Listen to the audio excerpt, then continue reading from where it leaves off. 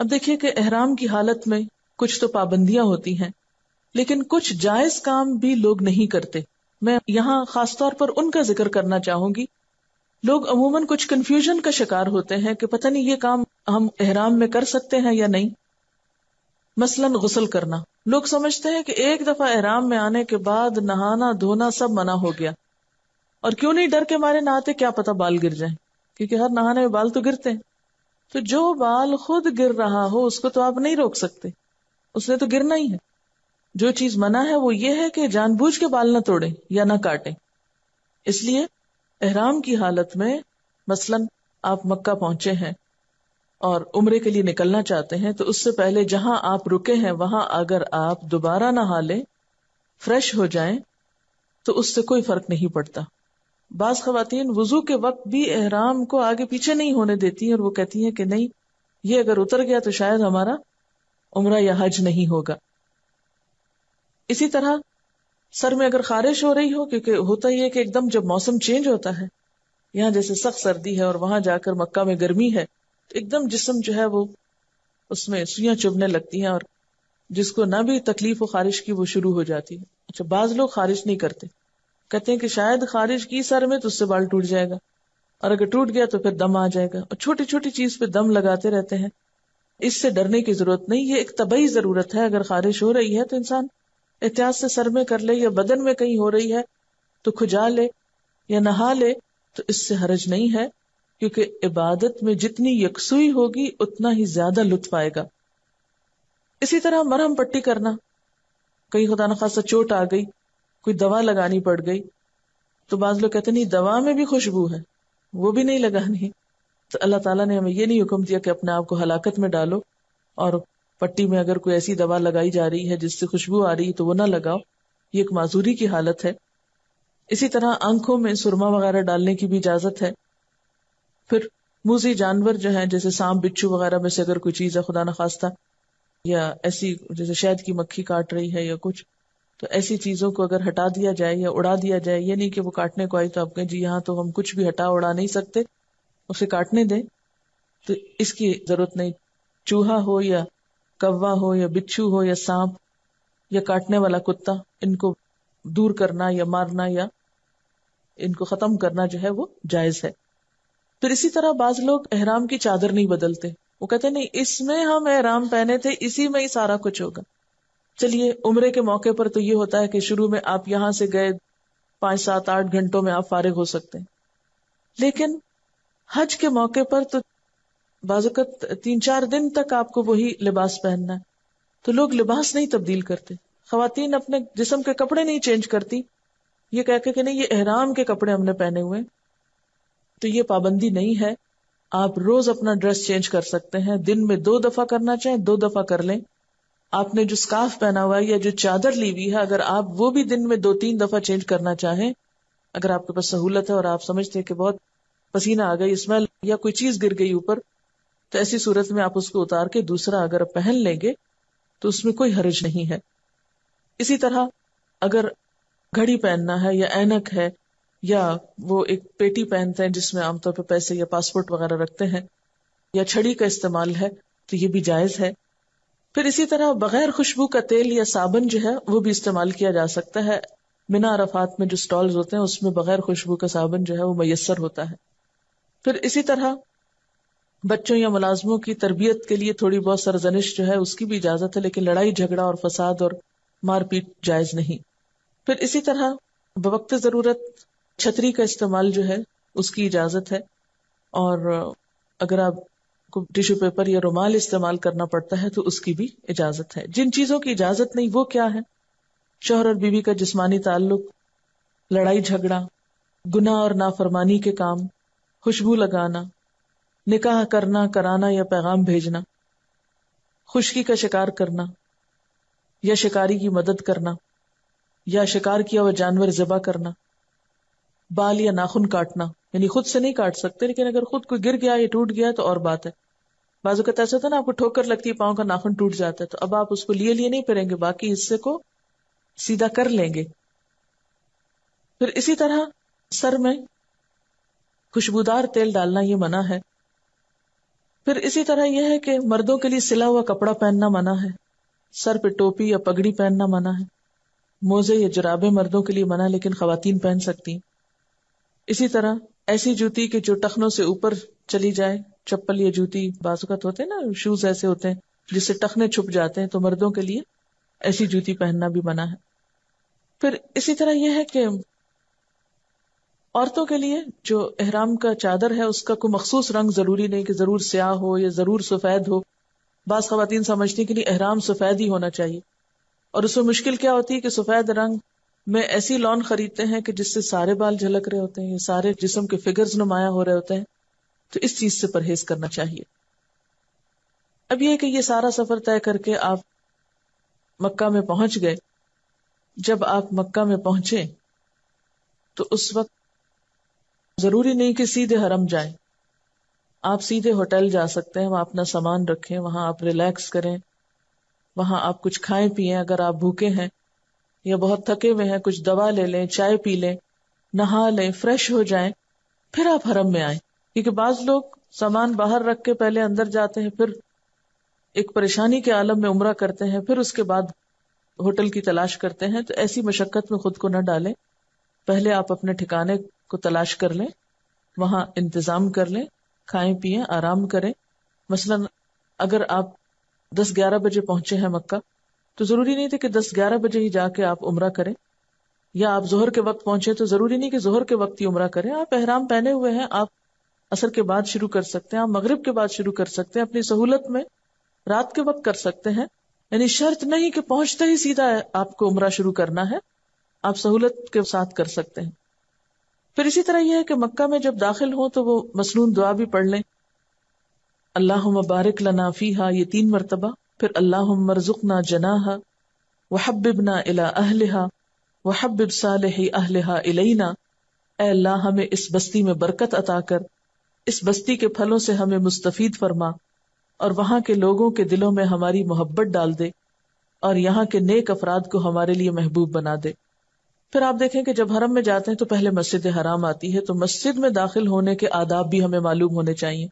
اکثر لوگ اس بات کی پرواہ نہیں کرتے کہ مسجد میں داخل کیسے ہو رہے ہیں، یا مسجد میں داخل ہونے کی دعائیں خصوصاً خواتین کو نہیں آتی۔ مرد حضرات تو اپنے اپنے ملکوں میں بھی دعائیں پڑھتے رہتے ہیں، لیکن خواتین کو نہیں آتی دعا، کیونکہ ہمیں اتفاق کم ہوتا ہے مسجد جانے کا۔ تو مسجد میں داخل ہوتے وقت پہلے دایاں پاؤں اندر رکھنا ہے، اس کا بھی ثواب ہوگا۔ یعنی چلے تو آپ جائیں گے، بایاں رکھا یا دایاں رکھا یا ایسے ہی ہجوم میں اندر چلے گئے، ہو تو جائے گا، لیکن جب آپ شعوری طور پر دایاں پاؤں اندر رکھ کے جائیں گے تو ایک سنت پہ عمل کرتے ہوئے جائیں گے، اور اس کا ایک ثواب آپ کو نصیب ہوگا۔ پھر جب مسجد میں داخل ہوں تو دعا پڑھیں، بسم اللہ والسلام علی رسول اللہ، اللہم اغفر لی ذنوبی وافتح لی ابواب رحمتک، اللہ کے نام سے داخل ہوتا ہوں، اللہ کے رسول پر سلام ہو۔ یہ مکہ میں، مدینہ میں ہر جگہ پڑھنا ہے، اگر پاکستان میں بھی کسی مسجد میں جائیں تو یہ پڑھ سکتے ہیں دعا، اے اللہ میرے گناہ معاف فرما اور اپنی رحمت کے دروازے میرے لیے کھول دے۔ پھر آپ آگے جا رہے ہیں تو بعض لوگ آنکھیں بند کر کے جاتے ہیں کہ نہیں میں نے تو ایسے نہیں دیکھنا، حرم کو آگے جا کے دیکھوں گی، تو اس طرح کے بھی تکلف کی ضرورت نہیں ہے۔ اگر ممکن ہو تو باب عبدالعزیز سے داخل ہوں، اگر ممکن ہو، یہ نہ ہو کہ آپ باب فتح میں کے قریب رکے ہوئے ہیں اور آپ سارا باہر سے گھوم کے باب عبدالعزیز سے داخل ہونے کے تکلف میں آ رہے ہیں۔ جو ہی آپ کعبہ کو دیکھیں تو پھر آپ دعا کریں، کیونکہ اس وقت کی دعا جو ہے پہلی نظر کو اس کو دیکھ کر وہ قبول ہوتی ہے، اور وہ دعا بھی پہلے سے سوچ کے رکھیں۔ میں تو عام طور پر بخشش کی دعا مانگتی ہوں، ربنا اغفر لی ولوالدی وللمؤمنین یوم یقوم الحساب، اور اس لیے کیونکہ بخشش اگر ہو گئی پھر تو بیڑا ہی پار ہے، پھر تو سب کچھ مل گیا، اور اگر اللہ تعالیٰ نے معاف نہیں کیا تو کسی چھوٹی سی چیز پہ بھی پکڑ سکتا ہے، اگر معافی نہیں ہوئی تو سارے کام بیکار ہو جائیں گے۔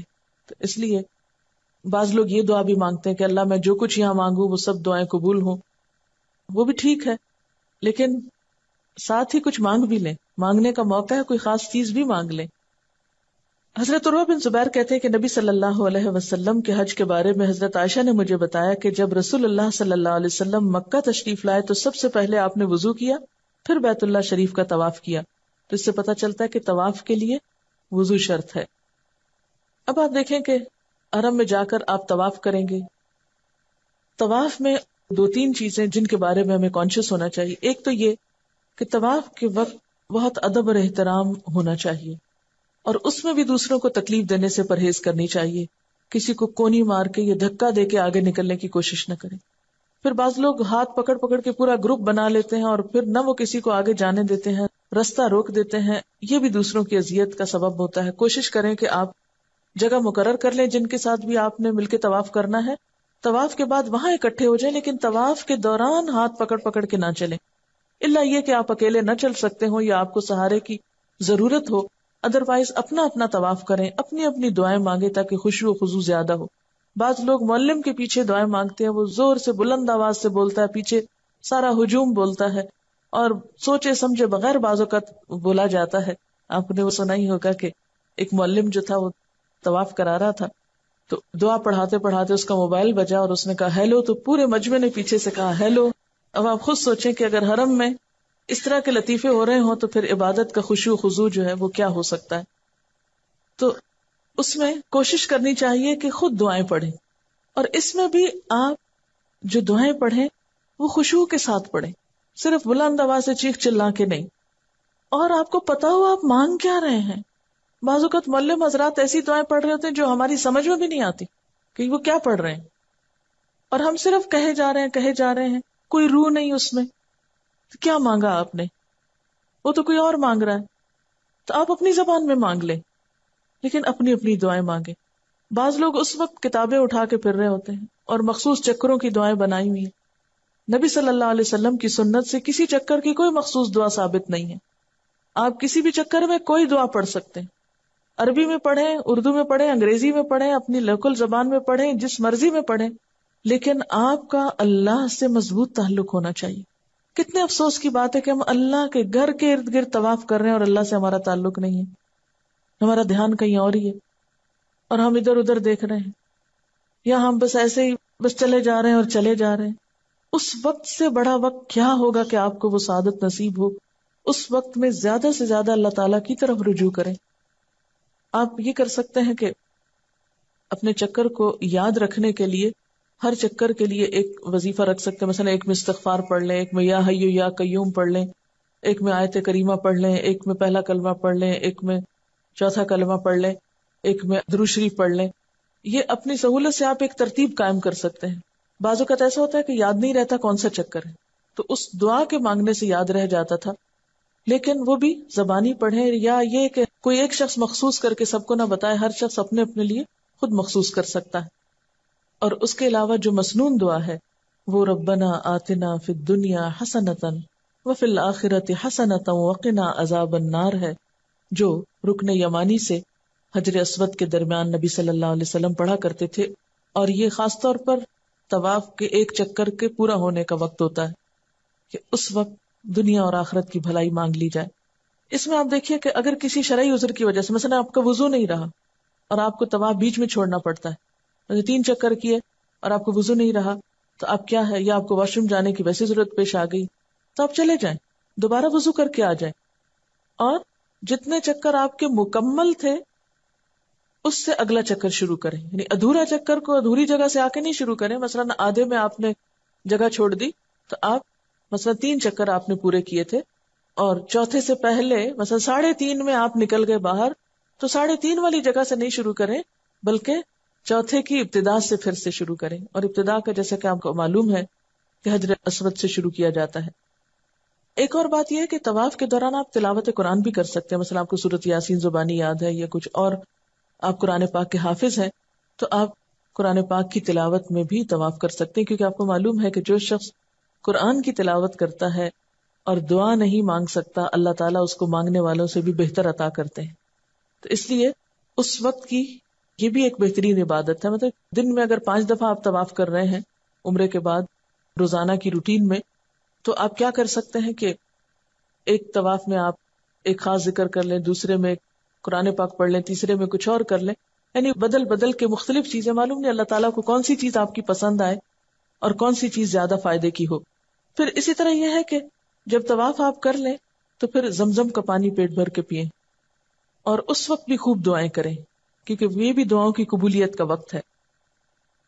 پھر اسی طرح یہ ہے کہ طواف کے 2 نفل جب پڑھیں تو بہتر یہ ہے کہ مقام ابراہیم کے پاس ہو، ورنہ حرم میں کسی بھی جگہ وہ نفل آپ پڑھ سکتے ہیں. ان نفل کے بعد بیٹھ کر، مثلا اگر آپ نے کتابیں پڑھنی ہے، مطلب مجھے کچھ دعائیں جیسے زبانی ابھی تک یاد نہیں ہیں طویل ہونے کی وجہ سے، یا ان کی ترتیب بھول جاتی کہ کتنی دعائیں ہیں، ساری نہیں یاد رہتی، تو میں عموماً یہ کرتی تھی کہ وہی جو چھوٹا بیگ ہوتا تھا اس میں دعاؤں کی جو کتابیں رکھی ہوئی ہیں، جب 2 نفل طواف کے پڑھتی تھی تو اس وقت بیٹھ کے اپنی کتاب کھول لیتی تھی اور جتنی جی بھر کے کتابوں میں لکھی ہوئی دعائیں پڑھنی ہیں وہ پڑھ لیں. اس وقت میں اپنی وہ ڈائری بھی نکال لیں جو آپ نے لوگوں سے وعدے کیے تھے دعائیں کرنے کے، اس کو بھی نکال کے آپ ایک دفعہ پڑھ کے ان لوگوں کے حق میں مخصوص دعا کر لیں جو وہ چاہتے ہیں آپ سے کرنا. پھر یہ کہ آپ سعی کے لیے نکلیں گے، جب سعی کے لیے جائیں تو اس وقت کی دعا جو ہے سعی شروع کرنے کی، یعنی صفا سے شروع کریں گے، مروہ پہ ایک چکر. اس وقت نبی صلی اللہ علیہ وسلم نے جو دعا پڑھی وہ ہے لا الہ الا اللہ وحدہ لا شریک لہ لہ الملک ولہ الحمد وہو علی کل شیء قدیر لا الہ الا اللہ وحدہ انجز وعدہ ونصر عبدہ وہزم الاحزاب وحدہ. کوشش کریں کہ یہ دعا بھی زبانی یاد ہو جائے، لیکن اگر نہ ہو سکے تو اپنے بیگ میں چھوٹے سے ایک کارڈ پہ الگ لکھی ہوئی، یہ نہیں ہو کہ کسی کتاب میں اور وہ دھکے پڑھ رہے ہیں اور آپ ورقہ ڈھونڈ رہے ہیں. اگر آپ نے کسی مخصوص اس پہ لکھی ہے تو نشان یا مارکر آپ اپنی مخصوص دعاؤں پہ یا مخصوص چیزیں پڑھنے کے لیے آپ ان کو وہاں لگا سکتے ہیں. مثلا ڈفرنٹ کلر میں بھی لگا سکتے ہیں کہ آپ کو صحیح کی دعا شروع کرنی ہے اور آپ کو نہیں آتی تو جو ہی آپ صفحہ پہ پہنچنے لگتے ہیں اپنی کتاب نکالیں، فوراً اس جگہ کو نکالیں اور دعا پڑھ لیں. پھر اس کے بعد یہ کہ سب ستون یا جو سب نشان کے علاقے ہیں اس میں مرد حضرات کو تیز چلنا ہوگا، مگر عورتیں اپنی نارمل چال چلیں. یعنی میں نے بعض عورتوں کو دیکھا کہ وہ بھی دوڑ رہی ہوتی ہے نا، دیکھا دیکھی. تو اس موقع پر ٹھیک ہے حضرت حاجرہ جو تھی وہ دوڑی تھی، لیکن ہمارے لیے حکم کیا ہے کہ اس جگہ پر بھی باوقار انداز میں گزریں. اور یہاں پر بھی یہ کہ اگر صحیح کا سلسلہ بھی بیچ میں منقطع کرنا پڑا، مثلا آپ تھک گئے تو آپ بیٹھ جائیں تھوڑی دیر کے لیے، آپ کو پیاس لگی آپ پانی پی لیں. یعنی ضروری نہیں ہے کہ ایک ہی دفعہ میں آپ مکمل کر کے ہی سانس لیں گے، بیچ میں رک رک کے بھی کر سکتے ہیں. کوشش یہ کیجئے کہ جو کام آپ کر رہے ہیں خوشی سے ہو، سکون سے ہو، اطمینان سے ہو، تاکہ کرنے کے بعد جب آپ واپس آئیں تو آپ کے دل میں ایک اطمینان ہو. یہ حسرت نہ ہو کہ اوہ پہلا حج تو تجربے کی نظر ہی ہو گیا اور اب ایک دفعہ اور حج کرنا ہے جو صحیح کر کے کرنا ہے، تو اس کے لیے ہو سکتا ہے آپ دوبارہ نہ جا سکیں. اس لیے اس تجربے کو بھی بہت آسان طریقے سے کریں. جو چیز سمجھ نہ آئے رک جائیں، ٹھہر جائیں، تسلی کر کے نکلیں، بھاگم دوڑ نہیں مچائیں، اور سمجھ کے پڑھ کے، یعنی عمرے اور حج کی جو کتابیں آپ کے پاس رکھی ہوں گی ان کو وہاں پر دوبارہ پڑھ لیں. ہر کام کرنے سے پہلے اس حصے کو پھر سے پڑھ کے سوچ سمجھ کے جتنا آپ کے بس میں ہے اپنی تسلی کر کے آئیں. شاید یہ آخری حج ہو، اس کے بعد موقع نہ ملے تو آپ کی کوئی حسرت ایسی باقی نہ رہے. پھر یہ ہے کہ جب صحیح ہو جاتی ہے تو پھر بالوں کو کاٹنا ہوتا ہے. اس میں بھی عورتیں سمجھتی کہ شاید سارے بالوں کے آخر میں ٹرمنگ کرنا ضروری ہے. نہیں، آپ ضروری نہیں کہ چٹیا کے اینڈ سے کاٹیں، آپ یہاں سے بھی اپنی ایک لٹ نکال کے اتنے حصے کو بھی کاٹ سکتے ہیں. اگر پیچھے سے نکالنا ممکن نہ ہو تو آگے سے نکال کے کان کے پاس سے بھی کچھ کاٹ سکتے ہیں. کسی حصے سے بھی آپ 1.5 انچ اتنا سا کاٹ کے آپ پھینک سکتے ہیں. اس میں یہ ہے کہ کوشش کریں کہ جب آپ بال کاٹ رہے ہیں تو کوئی مرد حضرات آپ کے بال نہ دیکھیں. کئی خواتین کو اس جگہ پہ دیکھا گیا ہے کہ وہ چٹیا کو سب کے سامنے کھول کے نکال کے کاٹ رہی ہوتی ہیں اور مرد حضرات دیکھ رہے ہوتے ہیں. اتنی تکلیف اور پریشانی ہوتی ہے کہ یہ کس قسم کا عمرہ ہو رہا ہے کہ جہاں حرام کام کا ارتکاب ہے، کیونکہ عورت کے بال کسی مرد کو دیکھنے نہیں چاہیے. وہاں پر تو خاص طور پر اس چیز سے پرہیز کرنا چاہیے. پھر جب آپ نے عمرہ کر لیا، یہاں پر آپ کا عمرہ ختم ہو گیا. عمرہ جب آپ نے کر لیا، مسجد سے باہر نکلنے لگے تو بایاں پاؤں پہلے باہر نکالیں گے اور دعا پڑھیں گے، بسم اللہ والسلام علی رسول اللہ، اللہم اغفر لی ذنوبی وافتح لی ابواب فضلک. اللہ کے نام سے مسجد سے نکلتا ہوں، اللہ کے رسول پر سلام ہو، اے اللہ میرے گناہ معاف فرما اور اپنے فضل کے دروازے میرے لیے کھول دے. اب آپ دیکھیے کہ عمرے کے بعد آپ احرام کھول دیں گے، یعنی آپ کے اوپر وہ پابندیاں جو ہیں، بنیادی طور پر احرام کھولنے کا مطلب یہ نہیں کہ اسکارف اتار کے پھینک دیں گے. اس کا مطلب یہ ہے کہ عمرے کی جو پابندیاں آپ پر عائد ہوئی تھی وہ پابندیاں اب ختم ہو گئی. اب جب دوبارہ آپ کو حج کرنا ہے تو 8 تاریخ کو دوبارہ احرام پہنیں گے، اس کی بات بعد میں کریں گے. اب یہ ہے کہ ہو سکتا ہے آپ کے پاس 2 ہفتے ہوں وہاں پر مکہ میں ٹھہرنے کے. ان 2 ہفتوں کو کیسے گزارنا ہے، اس کے لیے دن بھر کا اپنا ٹائم ٹیبل بنائیں اور اس پر سختی سے جم جائیں، ورنہ روزانہ کے پروگرام تبدیل کرنے سے بہت سے اوقات ضائع ہو جاتے ہیں. اس میں یہ ہے کہ بعض اوقات آپ کے رشتے دار یا دوست یا گروپ کے لوگ آپ کے ساتھ ہوتے ہیں، وہ آپ کو کہتے ہیں کٹھے چلیں گے، کٹھے آئیں گے، کٹھے بیٹھیں گے، کٹھی جگہ رکھیں گے. ان چیزوں سے باہر آ جائیے، اس لیے کہ بعض اوقات دوسروں کے انتظار میں، مثلا نماز کا وقت، اذان ہو رہی ہے اور آپ چیخ چلا رہے ہیں جلدی باہر آؤ، واش روم، لوگ چلے جاتے ہیں اور نکلنے کا نام نہیں لیتے، یا وضو کر رہے ہیں اور کیے چلے جا رہے ہیں، ان کا وہم ختم نہیں ہو رہا. اس قسم کی بہت سی باتوں سے بہت وقت ضائع ہوتا ہے. تو جو بھی آپ کے ساتھ ہیں ان کو ادب احترام سے سمجھا دیجئے کہ یہ اوقات بڑے قیمتی ہیں، یہ وقت اور یہ فرصت شاید پھر ملے یا نہ ملے، اس لیے اگر جانا بھی ہے تو وقت پر جو تیار ہو تو جائیں، اور پہلے سے بتا دیں اگر آپ وقت پہ تیار نہیں تو میں انتظار نہیں کروں گی. کیوں؟ اگر آپ نے پہلے سے بتایا ہوگا تو وہاں ناراضگی نہیں ہوگی، اور اگر آپ نے نہیں بتایا اور آپ نکل گئے یا آپ رکے رہے اور آپ غصہ کیے اور ایک دوسرے کو ڈانٹ ڈپٹ رستے میں ہوتی رہی تو اس سے پھر حج کا جو ہے ثواب اور وہ جو ایک روحانیت کی فضا ہے وہ ختم ہو جاتی. اور دوسروں کو بھی سمجھنا چاہیے کہ ہم سب یہاں عبادت کے لیے ہیں. بعض اوقات ایک شخص کا موڈ ہے شاپنگ کا، وہ دوسرے کو بھی کھینچے چلو میرے ساتھ، وہ میں وہ چیز دیکھ کر آئی ہوں بہت اچھی ہے تم بھی چل کے دیکھو. ان چیزوں سے پرہیز کرنا چاہیے. دیکھیں چیزیں تو دنیا بھر میں ملتی ہیں، اگر چند دن وہاں چیزیں نہ بھی دیکھی تو کوئی بات نہیں، اور اگر کسی وقت کوئی چیز ضرورت اور آپ کو لینی ہے تو آپ ایسے اوقات میں جائیے کہ جب آپ عبادت سے تھک چکے ہوں اور آپ تھوڑا اپنے آپ کو فریش کرنے کے لیے تھوڑا ادھر ادھر نکل جائیں. ورنہ نمازوں کے اوقات میں، عبادت کے اوقات میں، فریش اوقات میں بازاروں میں گھومنا جو ہے یہ اپنے وقت کو ضائع کرنا ہے. اب یہ ہے کہ روزانہ آپ تہجد پڑھنے کی کوشش کریں کہ ایک نفل کا ثواب بھی وہاں بہت زیادہ ہے، اور تہجد کے وقت کی دعائیں بھی قبول ہوتی ہیں، اور اللہ کا گھر ہے سامنے تو دعاؤں کی قبولیت کے خاص مواقع ہیں. اس لیے تہجد کی اذان سے کچھ پہلے ہی اٹھ جائیں، اور اٹھنے کے بعد یہ ہے کہ آپ کوشش کریں کہ مسجد میں آ کر آپ کو تہجد کی اذان ملے. جب آپ گھر سے نکلیں گے دعائیں پڑھتے وقت، ذکر کرتے ہوئے پھر آپ وہاں پہنچیں گے، مسجد میں مسنون طریقے سے داخل ہوں گے، دعا پڑھ کے داخل ہوں گے، آپ مسجد کے نفل پڑھیں گے، اور پھر اذان ہوگی، اذان کا جواب دیں گے. اذان کا جواب دے کر جو دعا پڑھی جاتی ہے وہ بھی قبول ہوتی.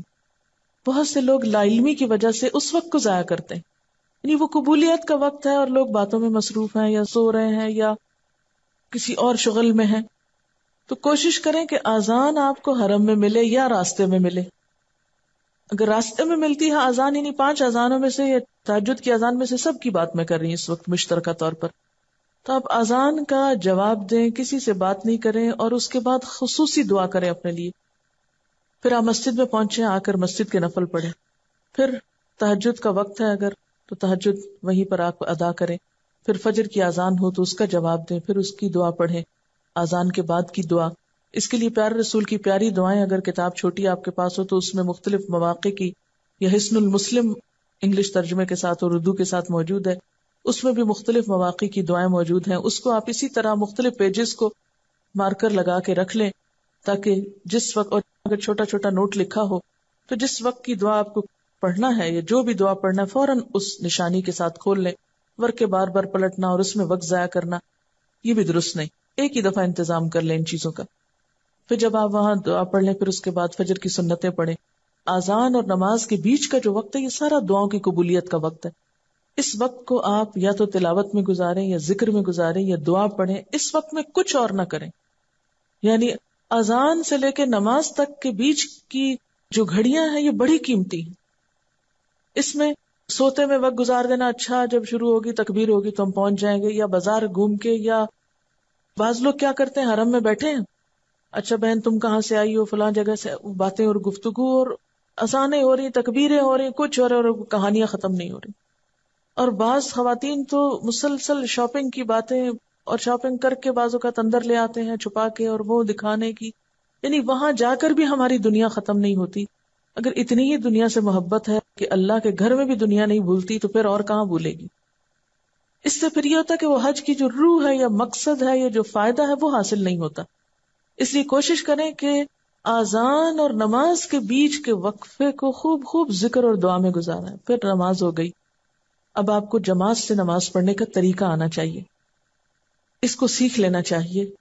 اور اس میں خصوصی طور پر یہ کہ امام سے پہلے نہ اللہ اکبر کہنی ہے، نہ امام سے پہلے رکوع میں جانا ہے، نہ امام سے پہلے سجدے میں جانا، نہ امام سے پہلے سلام پھیرنا ہے. یعنی ہر چیز میں امام کو فالو کرنا ہے. اور مسجد میں نماز پڑھنے کی کوشش کریں، کیونکہ مسجد حرام میں نماز پڑھنا جو ہے وہ 1,00,000 نمازوں کا ثواب ہے.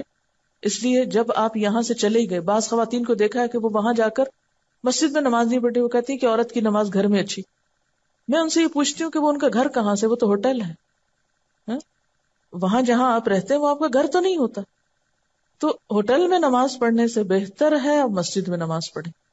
اور مسجد میں جب آپ نماز پڑھیں گے تو پھر اس کا طریقہ آپ کو آنا چاہیے، صفوں کو درست ہونا چاہیے، صفیں جوڑنی چاہیے.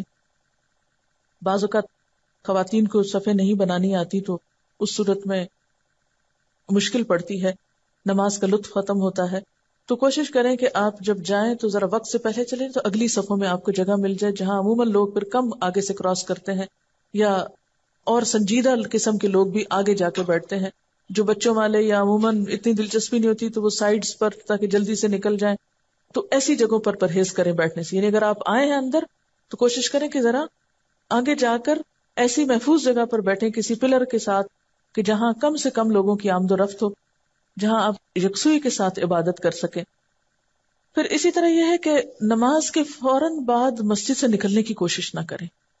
خواتین کو ذرا رک کے نکلنا چاہیے، کیونکہ مردوں کے ہجوم ہوتے ہیں نکلتے ہوئے، اس وقت پہ بہت ٹکراؤ ہوتا ہے. حتیٰ کہ جوتا جب پہن رہے ہوتے ہیں تو پیچھے سے بھی دھکے پڑ رہے ہوتے ہیں. تو کوشش کریں نماز کے بعد آپ سنت پڑھیں، سنت کے بعد نفل پڑھیں، ایکسٹرا نفل پڑھیں، تلاوت کریں، ذکر کریں، دعائیں مانگیں. اور جب آپ دیکھیں کہ اب رش چھٹ گیا ہے پھر آپ اٹھیں اور مسجد سے باہر آئیں. اب اس کا یہ مطلب نہیں کہ دعاؤں اور نماز میں اتنا مشغول ہو کہ آپ کسی سے کوئی سلام دعائی نہ کریں. جب آپ نماز پڑھ چکے اپنے کام سے فارغ ہو جائیں تو پھر آپ دیکھیں دائیں بائیں کون بیٹھا ہے، سلام کریں، بات کریں اور حال چال پوچھیں. اپنے ملک کے لوگوں کے بھی، دوسرے ملکوں سے آئے ہوئے لوگوں کے بھی اپنے بارے میں بتائیں، ان کے بارے میں جانیں. کیونکہ حج کا مقصد کیا ہے؟ لوگوں کی باہم ملاقات بھی ہو، ایک دوسرے سے تعارف بھی ہو، ایک دوسرے سے کچھ سیکھا بھی جائے. اور اس میں آپ تھوڑی بہت دنیا کی بات بھی اگر آپ کر لیتے ہیں، کھانے کپڑے کی بھی ہلکی پھلکی، جب آپ نماز وغیرہ سے فارغ ہو کے ہر چیز سے بالکل، تو اس وقت میں کوئی حرج نہیں. لیکن نمازوں کے انتظار کے وقت میں نہیں، دعاؤں کی قبولیت کے وقت میں نہیں. پھر اسی طرح یہ ہے کہ اس وقت میں اپنے پاس چھوٹی چھوٹی کوئی ایسی چیز ہو جو دوسروں کو آپ دے سکیں، بانٹ سکیں. وہ اگر آپ جاتے وقت یہیں سے لے جائیں، مثلا دعاؤں کے کارڈ لے جائیں. کچھ مثلا شادی کارڈ گھروں میں وش کارڈز پڑے ہوتے ہیں فالتو بیکار، ان کے اوپر کاٹ کر کچھ اپنے ہاتھ سے دعائیں لکھ لیں. وہ آپ مختلف لوگوں کو، یا احادیث لکھی ہوئی ہوں وہ آپ وہاں پر دے سکتے ہیں. پھر اسی طرح یہ ہے کہ اگر آپ چاہتے ہیں کہ عبادت کے اوقات کی پابندی ہو تو پھر غذا کا خاص خیال رکھیں. بہت ہیوی قسم کی غذا نہ ہو کہ جس سے آپ کو نیند ہی آتی رہے. بعض لوگ غذاؤں کے اوقات کی پابندی نہیں کرتے، کبھی کسی وقت کھا لیا کبھی کسی وقت کھا لیا. تو اس کا نقصان کیا ہوتا ہے کہ آپ کی جو رفع حاجت کی عادت ہے وہ بھی ڈسٹرب ہو جاتی ہے. تو اس میں اگر آپ چاہتے ہیں کہ وقت پر فارغ ہوں اور وقت پر آپ پاک ہوں، وقت پر صاف ہوں، تو پھر اس کے لیے ضروری ہے کہ کھانے کے جو اوقات ہیں ان کی بھی اسٹرکٹلی پابندی کریں. اور اس میں کھانا اس طرح کا نہ ہو کہ جس سے آپ کو معدے میں جلن شروع ہو جائے، یا آپ بار بار پانی پئیں، یا آپ کو سستی اور غنودگی ہو، یا یہ کہ آپ کا اسٹمک اپسیٹ ہو جائے اور واش روم بار بار جانا پڑے. یہ تمام چیزیں جو ہے وہاں جا کر بہت عبادت کے وقت کو ضائع کرتی ہیں. کھجور اور زمزم کا استعمال خاص طور پر کرتے رہیں. یہ دونوں چیزیں آپ کی صحت کے لیے بھی اچھی ہیں، اور زمزم کے بارے میں بھی آتا ہے کہ جس نیت سے پیا جائے وہ حاصل ہوتی. یعنی اگر آپ شفا کی نیت سے پی رہے ہیں یا غذا کی نیت سے پی رہے ہیں تو کوشش کریں کہ حرم میں ہوتے ہوئے دوسرا پانی نہ لے جائیں، وہی پانی بار بار پئیں. کھجور اگر اپنے بیگ میں بھی تھوڑی سی ساتھ رکھ، کسی وقت عبادت کے درمیان شوگر لیول لو ہوتا ہے تو ایک آدھ کھجور جو ہے وہ اگر آپ پولیتھین کے لاک ہونے والے بیگ کے اندر ڈال کے 3-4 رکھی بھی ہوں، ذرا زیادہ بھی رکھ لیں، بعض اوقات 7-8 بھی رکھ لیں. کیونکہ ہوتا ہی کہ جب آپ کھا رہے ہیں تو سامنے کوئی بچہ بیٹھا ہے، دائیں بائیں کوئی اور بیٹھا ہے، تو اس کو بھی تھوڑا سا آفر کر دیں. کیونکہ بہت آکورڈ لگتا ہے کہ آپ خود تو کھا پی رہے ہیں اور لوگ آپ کی شکل دیکھ رہے ہیں. اور میں اس وقت یہ حدیث یاد رکھتی ہوں کہ آگ سے بچو خواہ کھجور کا آدھا ٹکڑا ہی. تو سوچتی ہوں کہ یہ بالکل انجان لوگ ہیں جو مجھے نہیں جانتے کہ میں کون ہوں. اگر ان کو میں کچھ دوں گی تو یہ تو نہ مجھے ان سے شکریہ کی توقع ہوگی، نہ مجھے تعریف کی، نہ اس کے بعد یہ میرا احسان کبھی اتار سکیں گے. اس لیے ایسے لوگوں پہ احسان کرو کہ جن سے کوئی واپسی کی توقع نہ ہو. تو وہ ایک طرح سے بہترین صدقہ اور بہترین اجر ہوتا ہے. اچھی کھجوریں مل جاتی ہیں وہاں پر. اگر آپ یوں سمجھے کہ بعض اوقات صرف پیسے دینے کی بجائے کچھ کھجوریں ہی اپنے پاس رکھیں تو جو مانگنے والا نظر آئے اس کو بھی آپ کھجور بھی صدقے میں دے سکتے ہیں. پھر اسی طرح یہ ہے کہ وہاں پر برف کے پانی والے کولر بھی ہوتے ہیں اور دوسرے بھی ہوتے ہیں. کوشش کریں کہ بغیر برف والا پی. اگرچہ سب لوگوں کی اپنی اپنی عادت ہوتی ہے لیکن گلے کے خراب ہونے کے امکان کم ہوتے ہیں. اور یہ ہے کہ اس میں انسان کو ایک نیچرل چیز ملتی ہے. زمزم میں اگر برف ڈال دیں گے تو ظاہر ہے کہ ڈائلیوٹ ہو جائے گا کچھ, تو وہاں جا کر تو پیور زمزم پینے کی کوشش کریں.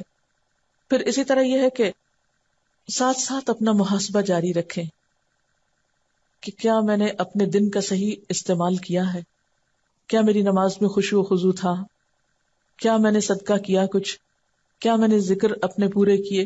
بلکہ ذکر جو جو کرنے ہیں آپ کو ان کی ایک لسٹ بنا لیں. صبح شام کی دعائیں پڑھنی ہیں, یا نمازوں کے بعد جو مسنون اذکار ہیں وہ پڑھنے ہیں, یا پھر دیگر دعائیں پڑھنی, حفاظت کی دعائیں وغیرہ پڑھنی ہیں. اگر آپ بیمار ہیں تو آیات شفا پڑھ کر خود پہ دم کریں. اہم ترین چیز یہ کہ اپنے جذبات پہ کنٹرول رکھیں. غم, غصہ, محبت, ان سارے جذبات پہ بہت کنٹرول رکھیں. بعض اوقات ایسا ہوتا ہے کہ ہمیں آیات سن رہے ہیں تلاوت کی, وہ سمجھ آ رہی ہیں تو رونا آ رہا ہے. اتنی بلند آواز میں نہ رونا شروع کر دیں کہ آدمی بھی آپ کی طرف متوجہ ہو جائے. بعض لوگ حرم جاتے ہوئے بہت روتے ہیں, آتے ہوئے بہت روتے ہیں, یعنی جب آخری وداعی طواف ہوتا ہے تو واقعی رونا بہت آتا ہے. اس میں بھی اعتدال رکھیں. ایسا نہ ہو کہ صرف رونے میں وقت گزر جائے اور دعاؤں کا وقت ہی نہ رہے. یا اسی طرح کوئی شخص آپ کو اریٹیٹ کرتا ہے تو غصہ آتا ہے, مثلا کسی نے آپ کو دھکا دیا تو انکانشیسلی کون ہی آپ پیچھے کریں گے, تو اپنے آپ کو کنٹرول کرنا سیکھیں. پھر اسی طرح یہ ہے کہ بھوک لگی ہے تو بار بار ہائے بھوک لگی ہے اور ابھی تک کھانے کا موقع نہیں آیا, اور یہ باتیں بھی بار بار نہ کریں. پیاس لگی تو ہائے بہت ہی پیاس لگ رہی ہے, نہیں بس پانی پی لیں. یہ بار بار تذکرہ کرنے کی کیا ضرورت ہے؟ یعنی لغو اور بیکار قسم کی باتوں سے حد البسا بچیں. پھر اس کے بعد یہ ہے کہ آپ کو ہو سکتا ہے کہ مدینہ جانے کا موقع ملے اور یہ حج سے پہلے ہو. ہجرت سے پہلے مدینہ کا نام یثرب تھا, بعد میں مدینہ طیبہ کے نام سے یہ مشہور ہوا. مکہ سے 260 میل کے فاصلے پہ ہے اور آبادی کے اعتبار سے پھر یہ دوسرے نمبر پہ ہے. اسے دار الہجرت بھی کہا جاتا ہے کیونکہ ہجرت کے بعد یہ گھر بنا تھا نبی صلی اللہ علیہ وسلم اور صحابہ کرام کا. نبی صلی اللہ علیہ وسلم نے فرمایا, اے اللہ, حضرت ابراہیم تیرے خلیل اور نبی تھے, ان کی زبان پر تو نے مکہ کو حرم قرار دیا. اے اللہ, میں تیرا بندہ اور پیغمبر ہوں, میں مدینہ کے دونوں کناروں کے درمیان تک حرم قرار دیتا ہوں. یعنی جس طرح مکہ کا حرم ہے اسی طرح مدینہ بھی حرم ہے. آپ نے فرمایا المدینہ تو حرم, مدینہ حرم ہے, اور مدینہ کا حرم جبل عیر سے جبل سور تک ہے, نہ اس کا درخت کاٹا جائے نہ اس میں کوئی بدعت کی جائے. جو مدینہ میں بدعت ایجاد کرے گا اس پر اللہ کی اور فرشتوں کی لعنت ہے. آپ نے فرمایا مدینہ برے آدمیوں کو اس طرح نکال دیتا ہے جیسے بھٹی لوہے کا میل دور کرتی ہے. یعنی ان کا یا تو وہاں دل نہیں لگتا یا پھر یہ وہ رہ نہیں سکتے. آپ نے فرمایا اگر لوگ سمجھے تو مدینہ ان کے لیے بہتر ہے. ہوتا یہ کہ جب ہم مکہ جاتے ہیں تو ہمارا شوق ہوتا ہے کہ زیادہ وہاں رہیں, اور الحمدللہ ہونا بھی چاہیے, لیکن مکہ کی محبت میں مدینہ کی محبت کو ختم نہ کر دے, یا مدینہ کی محبت میں مکہ کی محبت کم نہ کر دے. یعنی دونوں میں اعتدال بہت ضروری. بہت سے لوگ ان دو شہروں کو ہر وقت کمپیئر کرتے رہتے ہیں, مدینہ میں یہ تھا مکہ میں یہ نہیں تھا, مکہ میں یہ تھا اور مدینہ میں یہ نہیں تھا. اس طرح کی گفتگو کا بھی اتنا فائدہ نہیں. یہ ہے کہ دونوں شہروں کا اپنا مزاج ہے, اپنی جگہ, اپنی رحمت, برکت اور فضیلت ہے. دونوں کو ڈیو رسپیکٹ اور محبت دیں, دونوں میں پہنچ کر وقت کی قدر کریں اور ان جگہوں کا ادب اور احترام کریں. آپ صلی اللہ علیہ وسلم نے فرمایا ایمان مدینہ میں سمٹ کر ایسے آ جائے گا جیسے سانپ سمٹ کر اپنے بل میں آ جاتا ہے. یعنی آخری وقت میں دنیا میں جب ہر طرف بے ایمانی ہو جائے گی اور دین ختم ہو جائے گا تو ایمان اور دین سمٹ کر واپس وہیں لوٹ جائے گا. آپ صلی اللہ علیہ وسلم نے فرمایا مدینہ اسلام کا قبہ ہے, ایمان کا گھر ہے, ہجرت کا مقام ہے, حلال و حرام کے معلوم ہونے کا ٹھکانہ ہے. آپ نے فرمایا جو مدینہ کی مصیبتوں اور پریشانیوں پر صبر کرے میں قیامت کے دن اس کی سفارش کروں گا. تو جس طرح مکہ جا کر آپ نے تکلیف اور پریشانی کا ذکر نہیں کرنا, اسی طرح یہاں پر بھی تکلیف اور پریشانی پر صبر کرنا ہے, یعنی کسی بھی قسم کی جو ہو. آپ نے فرمایا سب سے پہلے میں جن لوگوں کی سفارش کروں گا وہ مدینہ والے ہیں, پھر مکہ والے، پھر طائف والے ہوں گے۔ آپ صلی اللہ علیہ وسلم نے فرمایا جو مدینہ میں مرنے کی طاقت رکھتا ہو اس کو مدینہ میں ہی مرنا چاہیے، اس لیے کہ مدینہ میں مرنے والوں کا میں گواہ اور ضمانتی بنوں گا۔ ہر ایک کی قسمت میں تو یہ نہیں ہو سکتا، لیکن نیت اور تمنا کرنے میں کیا حرج ہے، کم از کم نیت کا ہی ثواب مل جائے۔ حضرت عمر دعا مانگا کرتے تھے، اے اللہ تو اپنے راستے میں مجھے شہادت نصیب فرما اور اپنے رسول کے شہر میں موت دے۔ آپ صلی اللہ علیہ وسلم نے مدینہ کے پھلوں کے لیے دعا مانگی ہے، اللہم بارک لنا فی ثمرنا وبارک لنا فی مدینتنا وبارک لنا فی سعنا وبارک لنا فی مدنا۔ اے اللہ تو ہمارے پھلوں میں برکت دے، ہمارے شہر میں برکت ہی برکت دے، اور ہمارے مد اور سع یعنی تولنے کے جو پیمانے ہیں ناپنے کے، ان میں برکت عطا فرما۔ آپ نے فرمایا خدایا ابراہیم تیرے بندے اور خلیل اور نبی تھے، میں بھی تیرا بندہ اور پیغمبر ہوں۔ حضرت ابراہیم نے مکہ کے لیے دعا مانگی تھی اور اس کے ساتھ اور زیادہ بھی۔ پھر آپ صلی اللہ علیہ وسلم پھل کو یعنی پھل کے لیے دعا مانگ کے وہ پھل کسی چھوٹے بچے کو عطا کر دیتے، یعنی جب آپ کسی پھل کو دیکھتے تھے تو اس وقت یہ دعا پڑھتے۔ یعنی حضرت ابو ہریرہ فرماتے کہ لوگ جب پہلا پھل دیکھتے تو اسے آپ کے پاس لاتے، آپ اس کو لے کر یہ دعا پڑھتے جو ابھی میں نے پڑھی ہے، اور پھر اس کے بعد یہ فرماتے اور وہ پھل چھوٹے بچے کو عطا کر دیتے۔ آپ نے یہ بھی فرمایا ہے کہ جو شخص صبح اجوا کھجور کے 7 دانے کھا لے اس کو نہ زہر نقصان دے گا نہ جادو۔ یہ مدینہ کی خاص کھجور ہے۔ مسلم کی روایت میں ہے کہ مقام عالیہ کی اجوا شفا ہے، اس کو نہار منہ کھانا تریاک ہے۔ یعنی تریاک کیا ہوتا ہے؟ زہر اور جسم میں جو فاسد مادے ان کو ختم کرنے کا سبب بنتا ہے۔ ایک اور روایت میں آتا ہے کہ اجوا جنت کا پھل ہے۔ اسی طرح مدینہ کا جو غبار ہے، غزوہ تبوک سے واپس آپ تشریف لا رہے تھے کہ لوگوں نے آپ کا استقبال کیا اور آپ سے آ کر ملے، جس کی وجہ سے گرد و غبار اڑا، تو آپ کے بعض ہمراہیوں نے اپنے منہ کو ڈھانپ لیا، کپڑا ڈال لیا۔ آپ نے فرمایا خدا کی قسم جس کے قبضے میں میری جان ہے، اس غبار میں ہر بیماری سے شفا ہے۔ یعنی کہ وہاں کی مٹی سے بھی محبت کرنی چاہیے کیونکہ اس میں اللہ کے رسول صلی اللہ علیہ وسلم ہیں۔ آپ صلی اللہ علیہ وسلم اپنی زندگی کے آخری دنوں تک یہی قیام فرما رہے اور مدینہ کی محبت کی دعا فرمائی، اے اللہ تو مدینہ کی محبت ہمارے دلوں میں ڈال دے جیسا کہ مکہ کی محبت ہمارے دلوں میں ہے، کیونکہ شروع میں صحابہ کا دل وہاں نہیں لگتا تھا، بلکہ اس سے بھی زیادہ، اور اس کو ہمارے لیے صحت یاب بنا دے کیونکہ بہت سے صحابہ وہاں جا کے بیمار ہو گئے تھے، اور اس کے سا اور مد میں برکت عطا فرما اور اس کے بخار کو جحفہ میں منتقل فرما۔ حضرت انس سے روایت ہے کہ حضور صلی اللہ علیہ وسلم جب سفر سے واپس تشریف لاتے تو مدینہ کی دیواروں کو دیکھتے تو مدینہ کی محبت میں سواری کو تیز کر لیا کرتے تھے۔ آپ دعا کرتے، اے اللہ تو مکہ سے دگنی مدینہ میں برکت عطا فرما، تاکہ لوگوں کو دل وہاں لگے اور لوگ وہاں پر جم جائیں، کیونکہ مکہ کی محبت تو ایک فطری چیز ہے، کیونکہ اللہ کا گھر ہے، وہاں پر سب کے دل اس کی طرف کھنچتے ہیں۔ حضرت ابراہیم علیہ السلام نے دعا کی تھی، لیکن مدینہ کے لیے پھر یہ تھا کہ ہجرت کا گھر تھا، ایک نئی جگہ تھی، تو آپ نے خاص دعائیں اس جگہ کے لیے کی ہیں۔ آپ نے فرمایا مدینہ کی گھاٹیوں پہ فرشتے مقرر ہیں، نہ اس میں طاعون آ سکتا ہے نہ دجال داخل ہو سکتا ہے۔ ایک اور روایت میں آتا ہے کہ مکہ اور مدینہ کے سوا اور کوئی شہر نہیں جہاں دجال نہ جائے۔ مدینہ کی تمام گھاٹیوں پہ فرشتے صف بستہ کھڑے ہیں اور اس کی حفاظت کرتے ہیں۔ اور مدینہ میں خصوصاً مسجد نبوی جو ہے اس میں نماز پڑھنا جو ہے بہت اجر و ثواب کا باعث ہے۔ آپ نے فرمایا میری اس مسجد میں ایک نماز دوسری مسجدوں کی 1000 نماز سے افضل ہے، سوائے مسجد الحرام کے، کیونکہ وہاں 1,00,000 نمازوں کا ثواب ہے۔ پھر اسی طرح آپ نے وہاں پر جو روضۃ الجنہ ہے اس کے بارے میں فرمایا میرے گھر اور ممبر کے درمیان کا حصہ باغیچہ ہے جنت کے باغیچوں میں سے، اور میرا ممبر میرے حوض پر ہے۔ یعنی وہاں پر جو سفید کارپیٹس کا ایریا ہے آپ کے قبر مبارک اور ممبر کے درمیان کا، وہ ریاض الجنہ کہلاتا ہے، وہاں پر بھی نفل پڑھنے چاہیے۔ پھر اسی طرح مسجد نبوی کے علاوہ مسجد قباء کا سفر کرنا چاہیے، کیونکہ آپ وہاں تشریف لے جایا کرتے تھے۔